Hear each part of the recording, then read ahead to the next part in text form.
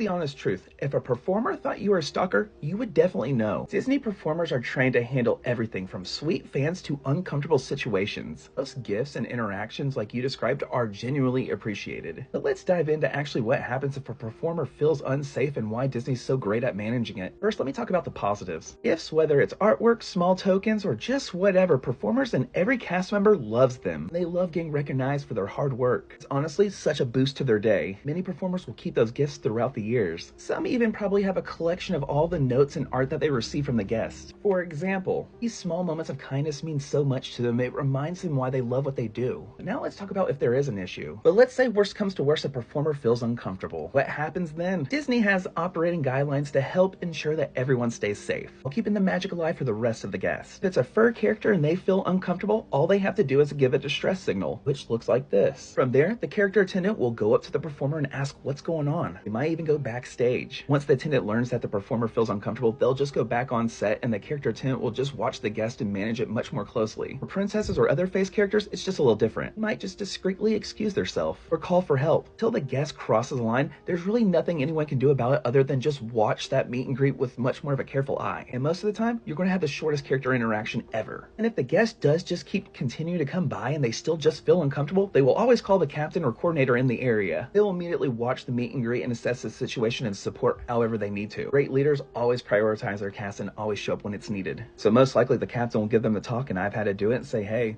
what's going on? Try to figure out the guest just a little bit more. Then if it seems to be a problem, we might have to escalate it even further. For one priority is for cast safety, for themselves and the guest. Doesn't matter what role it is, if a cast member ever feels uncomfortable, they're trained to walk off set. We will leave it to the leaders to handle everything safely and professionally. Once someone really does cross the line, Disney doesn't play around. I've seen it firsthand. There was a cast member who was stalking another performer and they had to get a restraining order. They were constantly following that performer everywhere they would go, even off the clock. Got to the point where leadership had to step in and they had to call law enforcement. And once law enforcement usually gets involved, you're getting a restraining order. Disney takes safety very seriously. But don't worry, your thoughtful gifts and art are not creepy at all. In fact, those small tokens just mean so much to all those cast members. Just remember, everyone, always be respectful. Magic will stay alive for everyone. So if you found this behind the scenes look interesting, make sure you hit that like and follow button for more Disney stories.